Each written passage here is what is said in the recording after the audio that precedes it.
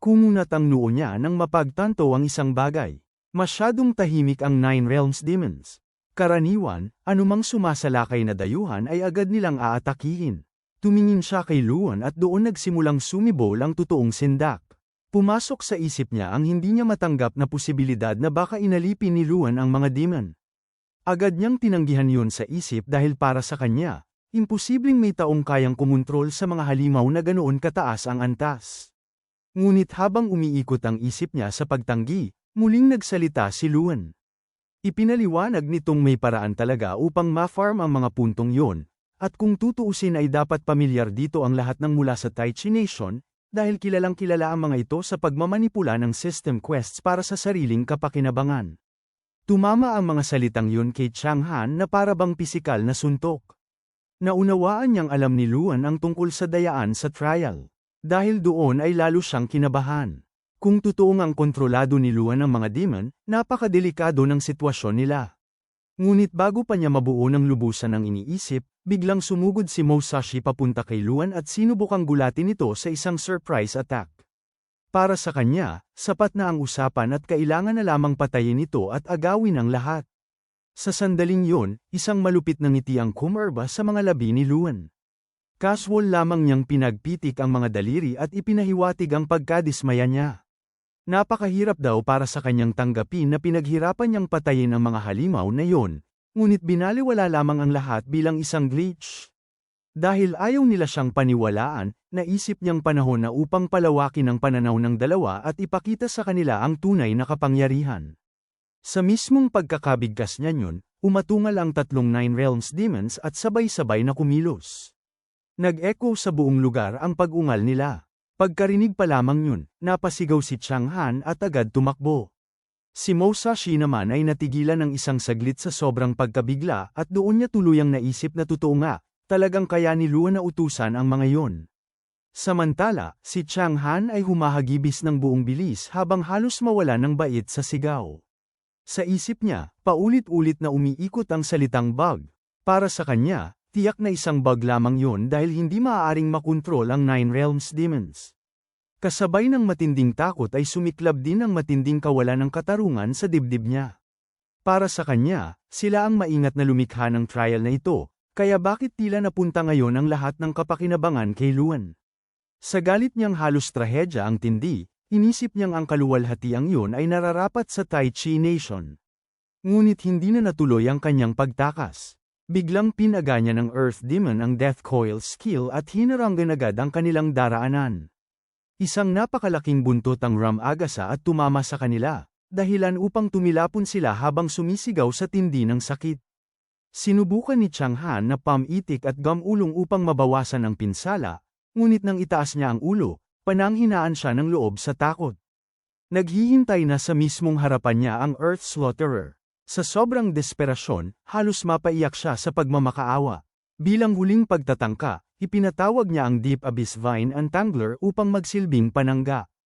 Ngunit sa isang simpleng hagod lamang, pinaira-piraso ng Blood Blade Claws ng demon ang summon niya hanggang sa tuluyang maglaho. Nanigas si Chang Han at hindi mapigilan ang walang kontrol na panginginig ng katawan. Para sa kanya, sukdulan ang nakasisindak na kapangyarihang yun.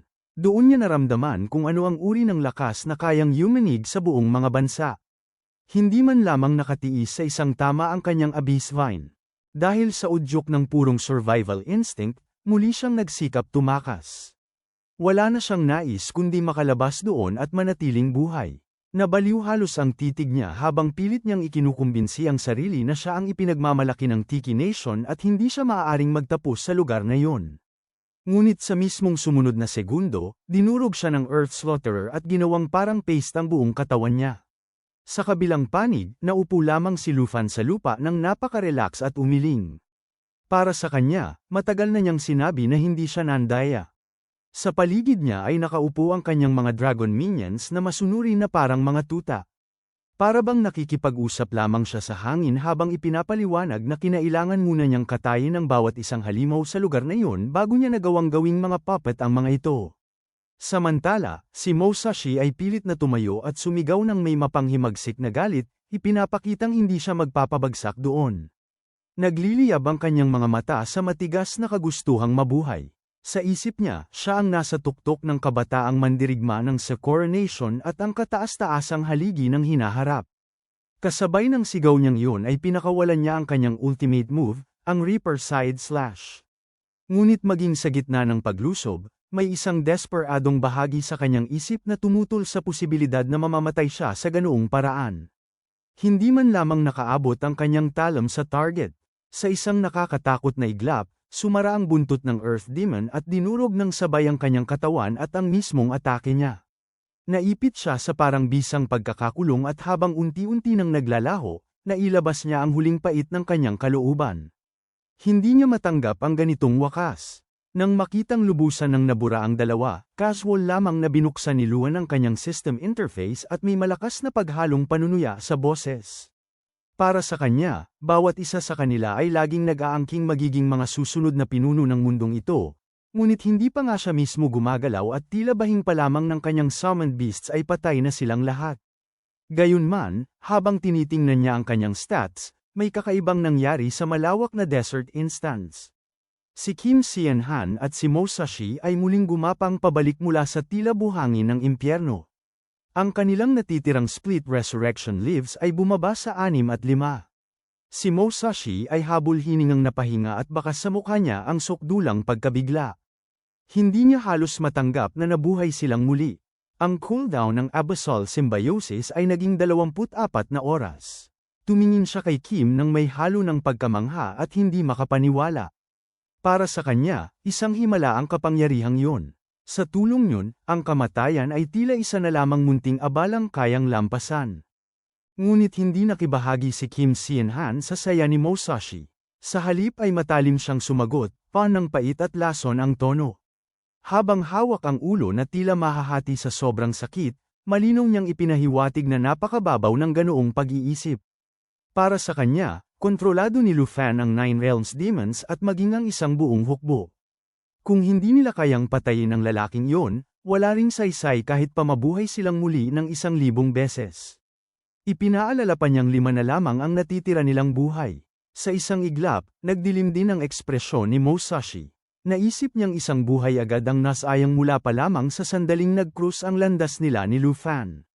Para sa kanya, napakalaking kawalan yun. Muling bumalik ang mabangis na kinang sa kanyang mga mata at doon niya napagtanto na hindi na nila kayang magsayang pa ng natitirang lakas buhay. Kailangan nilang makahanap ng isang Dark Spire na hindi pa nagagalaw. Doon nila kailangang tuklasin ang lihim sa likod ng kakayahan ni Lu Fan na kontrolin ang Nine Realms Demons. Sa isip niya, isa lamang namang Dragon Tamer si Lu Fan. Ang pagpapaamo sa mga demon ay hindi naman bahagi ng class skill nito. Kaya kung nagawa nitong lampasan ang mga tuntunin ng sistema, maaari rin niya iyong magawa. Sa mismong sandaling yun ay buo na ang pasya ni Musashi. Binaliwala niya ang mabigat na ekspresyon ni Kim at nagpasyang gamitin ang natitira nilang 5 buhay upang humanap ng paraan para tuluyang tapusin ang alamat ni Lu Fan. Ngunit biglang umagos ang malamig na pawis sa kanyang noo. Bumigay ang kanyang tuhod at nanginig ang buong katawan. Hindi niya maintindihan kung bakit halos wala nang natitirang lakas sa kanya. Nang tingnan nila ang weakened state timer, 9 na minuto pa ang natitira rito. Ipinaliwanag ni Kim na may kapalit ang resurrection. Kritikal ang kasalukuyang estado ng kanilang HP at MP, kaya kailangan nilang maghintay ng 10 minuto upang bahagyang makabawi. Doon tuluyang niyakap ng sindak si Musashi nang maunawaan ang tunay nilang kalagayan. Sa puntong yun, pakiramdam niya ay mga nakaupong target lamang sila, ganap na walang panlaban. Sinikap ni Kim na manatiling kalmado at inudyukan siyang gumalaw ng dahan-dahan. Nais niyang magtungo sila patungo sa Dark Spire ng Ultimate Mission habang unti-unti silang bumabawi. Ngunit bago pa man sila makalayo, isang malakas na pagsabog ang yumanig sa katahimikan sa mismong tabi nila. Biglang napalingon si Kim, at sa isang iglap ay nagsimulang manginig ang kanyang katawan. Namula ang kanyang mga mata sa dalisay na takot. Si Musashi ay naputol na sa gitna ng katawan sa pamamagitan ng isang napakalaking palakol. Kasabay niyon ay umalingaw-ngaw ang isang malakas at mapangutyang boses na worry natutuwa sa natuklasan. Para sa nagsalita, napakaswerte ng araw na yon dahil may 2 siyang kusang loob na punching bag sa gitna ng tigang na kaparangan. Pagkatapos bawiin ang dambuhalang palakol, Sinipat ni Andre ang natitirang buhay na kalaban at doon niya nakilala ang maliit na prinsipe ng pamilya Kim. Naalala pa niyang dati na niya itong binalaan na kapag nakita niya ito sa loob ng instance, pagsisisihan nitong ipinanganak pa siya. Sa isang iglap ay namutla ang mukha ni Kim. Sa sobrang malas, ang mismong barbarong yun pa ang nakatagpo nila habang may 7 minuto pang natitira sa weekend stage. Samantala, pinaga niya ni Andre ang Flame God Avatar at agad na tumaas ang mga stat nito habang mapanlibak siyang nakatingin sa dalawa.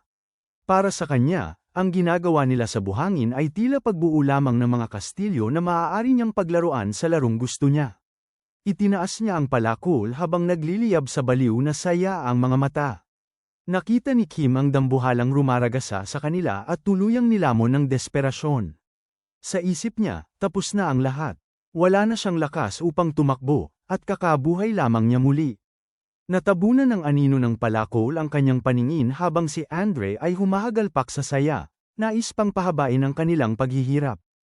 Isa pang pagsabog ang yumanig sa disyerto. Matapos silang durugin na parang putik, binuksan ni Andre ang system interface at napakunot noo. Nagtaka siya dahil kahit tiyak na siya ang pumatay sa dalawa, hindi man lamang gumalaw ang kanyang puntos. Hindi rin nabawasan ang bilang ng mga player. Hindi niya maunawaan kung bakit walang puntos na dumating sa kanya. Lumipas ang 10 araw, at sumapit ang 14 na araw ng national trial.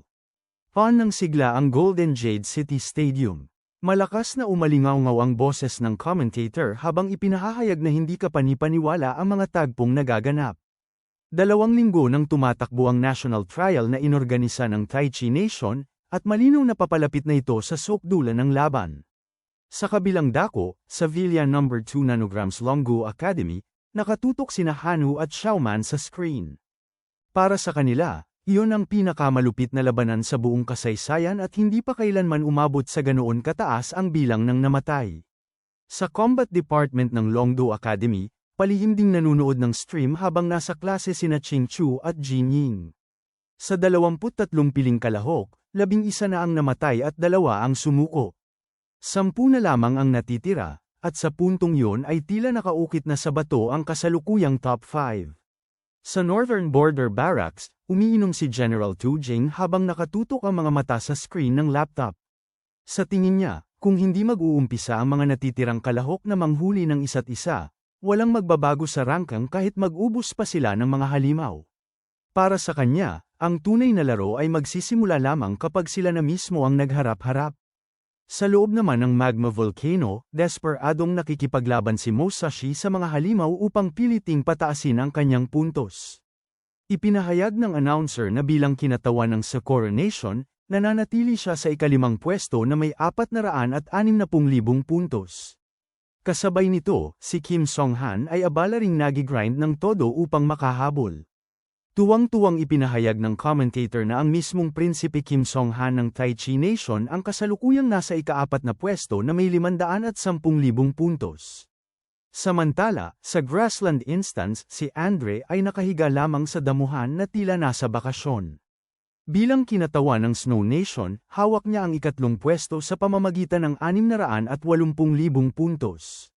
Habang iniunat ang katawan, worry sinasamantala lamang niya ang simoy ng hangin ng araw na yon.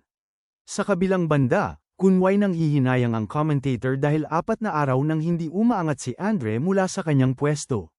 Sa loob naman ng magma volcano, nakatayo si Charlie sa ibabaw ng mga bangkay ng mga nahulog na manlalaro. Nalampasan na niya si Andre at inagaw ang ika-2 pwesto. Kilala si Charlie ng Star Nation sa pagiging kakaiba, dahil hindi siya umaasa sa pangkaraniwang pangangaso ng mobs. 5 iba pang kampyon na ang kanyang na-hunt, kaya napakalaki ng puntos na inani niya mula sa mga iyon. Maging ang commentator ay napilitang aminin ng husay sa likod ng ganitong galaw. At sa pinakatuktok ng lahat ay naroon ang isang score na tila lumalabag na sa loika. Para sa commentator, isa itong alamat ng kasalukuyang level ng mana era. Si Lu Fan ng Dragon Nation ay umabot na sa 7 milyong puntos at may absolutong dominasyon sa unang pwesto. Sa kabilang banda, tahimik nang umiti si Charlie at naniwalang hindi magtatagal ay matutuntun din ng kanyang master si Lu Fan. Sa pinakailalim ng Earth Demon's Dark Spire sa loob ng magma volcano, isang dambuhalang hayop na may matutulis na pangil at sungay ang marahas na ibinaon sa lupa. Sa wakas ay bumagsak din ang nilalang, at lumakad si Luan palapit sa bangkay nito habang sa kanyang pandinig ay tila musikang umaalingaw ang tunog ng mission completion notification. Nilamon ng gininto ang liwanag sina Lu Fan at Xiaoy habang sabay silang nag-level up.